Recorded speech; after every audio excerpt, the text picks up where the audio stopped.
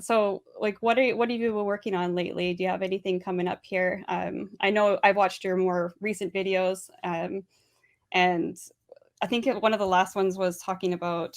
Oh shoot, what was your last one about? Your pastor, or is that the one that's coming up? That's the one that's coming up. Right. Yeah, last one I did was about the arguments trying to explain what happens to people who have never heard about Jesus, Right. Yeah. It using was Mike Winger as an illustration. Yeah. right, Mike Winger. That was a good one too. I like that one. Yeah, that one was a little personal for me because that's one of the first doubts I had, which I said in the video. That's the first thing that just popped in my mind when I was a kid. And I think a lot of people try to sort through that, and it Hmm. gets to the bottom of a lot of insecurities we have about what salvation means and what it is for people who haven't heard and stuff like that. Yeah, and like I think you brought through like the points about like if you follow these things to their conclusions, like it kind of puts people in a tough spot because it's like, do you continue to evangelize or like is it better not to evangelize? I think if you haven't seen the video, you have to go watch it. It's really good. Um, and Yeah, then it does create a bit of a pinch because one thing I tried to harp on is not only is it a sort of fact from Christian doctrine, but it's something that's extremely important to Christians. If you speak to them in any other conversation other than trying to make an excuse for unevangelized people, they'll nail down that this exact thing needs to happen in order for you to be saved, and you need to practice in a way that looks like this. Without that, they lose their identity, and religion becomes more pluralistic, and they have absolutely no use for that until suddenly you ask what happens to unevangelized people, and they try to backpedal in the most vague way possible so they don't commit to anything. yeah, So it's a really interesting phenomena. yeah, I think it's a question that needs to be asked more often. It's definitely one that came up for me too because like when you're like you had mentioned like it came up for you when you were younger too, and I think that was the same for me. Like some of the things that came up even when I was like quite young, like what about all the people in the other other countries or whatever that haven't heard about it? What about them? So and then you have a couple other things coming up here too that you're working on, right? Yeah, right now I'm doing another response to an old pastor that I used to attend church at, and I used to work for him as well. Unfortunately, that was quite an experience. But um, I've done a few responses to him over the years. I haven't used his name or the name of the church or anything, just because I don't want to go down that avenue in my life. But yeah, I'm doing. Understandable. Yeah, he has a big church in our community, and my children are almost inevitably going to run into people who go there and stuff like that. And so um, I've I've run into people who recognized him either currently or previously going to that church, Hmm. but and it might be out there, but I'm not in a hurry to have a lot of people trying to make contact with him from the atheist YouTube community or anything like that. But yeah, I came upon a video that got a visceral reaction out of me, which is pretty rare. I usually find apologetics materials pretty interesting and I have a lot of patience for it because I see it as a puzzle. But this is one of the few ones that actually had me almost shaking because I was angry at what he was saying. Um, Yeah, that's kind and of hard to picture. Like you seem pretty like cool as a cucumber in most everything that I've seen you do. Plus, yeah, you normally show your face in your other videos, so I can't imagine. So what was it without ruining your video? What were some of the things that got you really upset? well, in short, the video was telling everybody who to vote for in the presidential election that was going to be coming up in the next couple days. And he did that as literally as possible without using candidates' names. Hmm. He said that one party is literally aligned with Satan and is evil, and of course applauds the death of infants, which we all know what that route sounds like.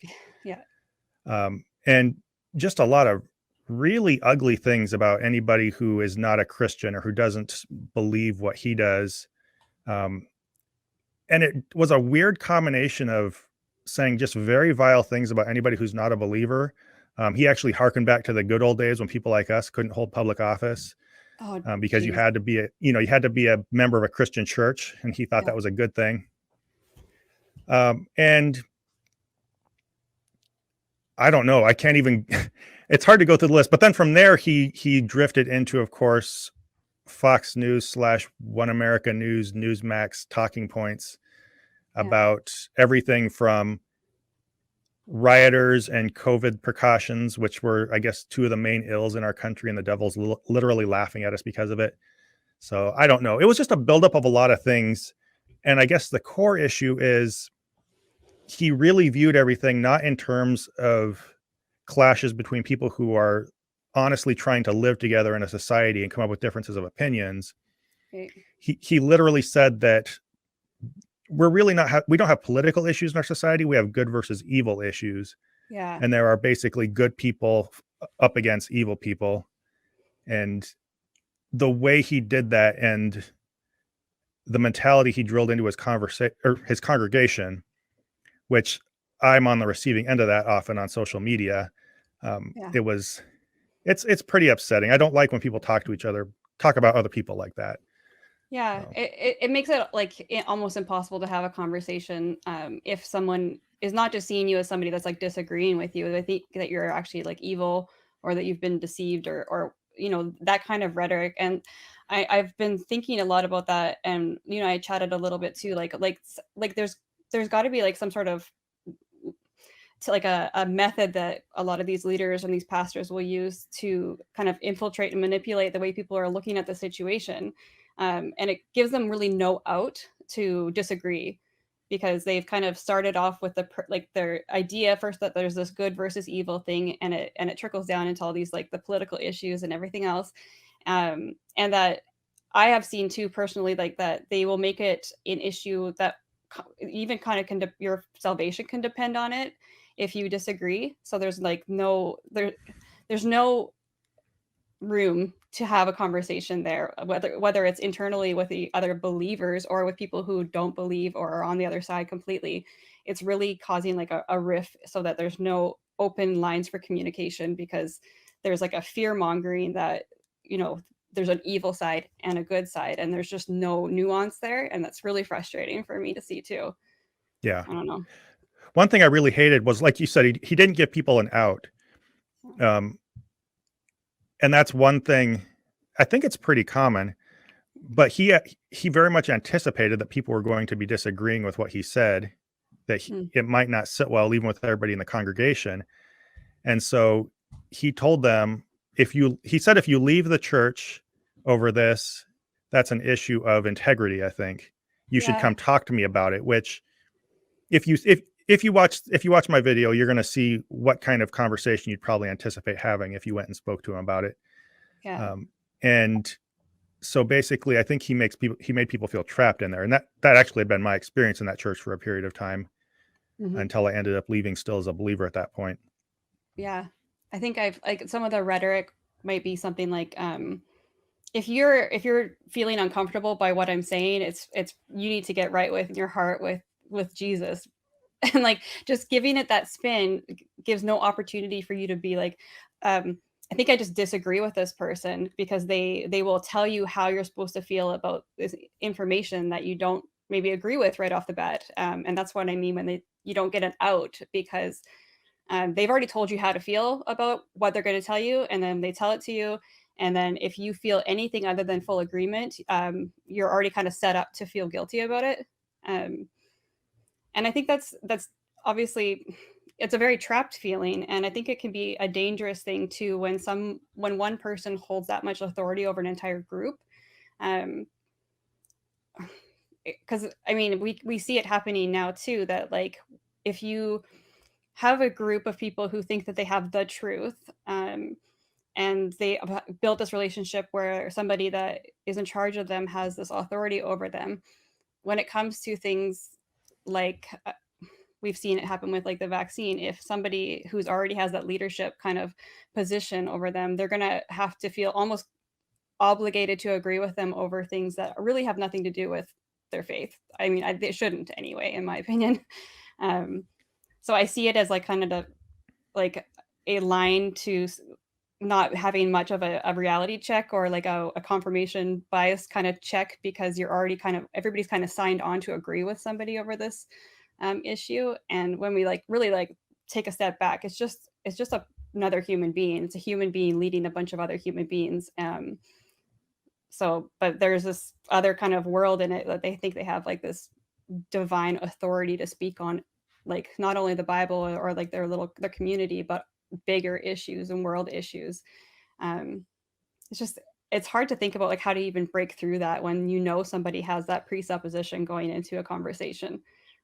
There's That's the hard part, I think, for us coming from this side where we just want to have good conversation, but we know that they have this idea that there's evil, and if you don't agree with them, that you're maybe evil. You're not just not agreeing with them.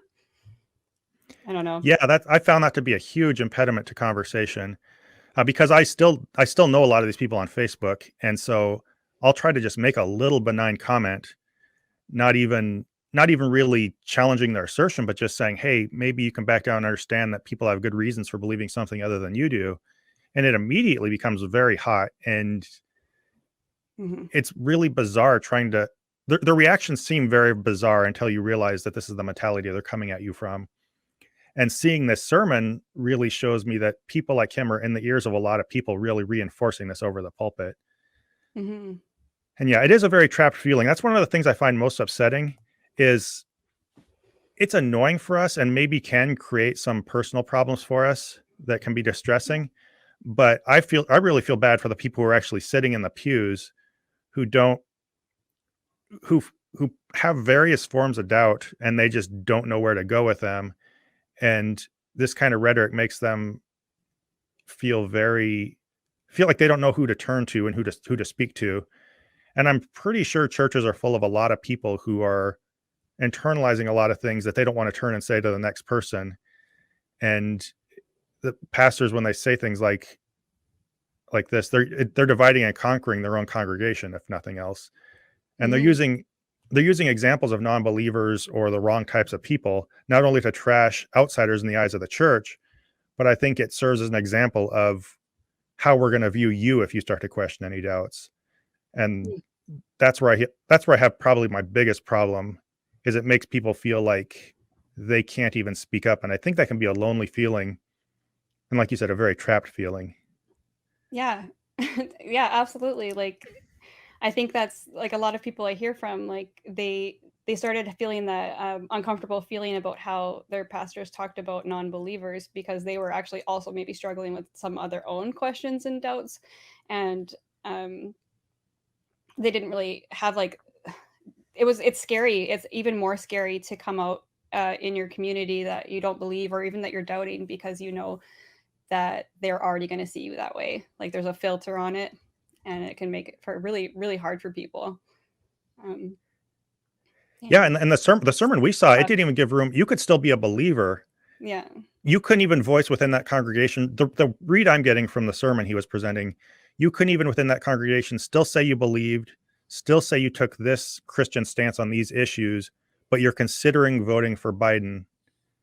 You couldn't yeah, even say that within that environment because that would instantly be construed as not just wrong, but like evil, and you're taking up the side of darkness.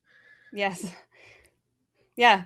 And that's the rhetoric they use too. Like we're not joking. I don't know if anybody has not been to church lately.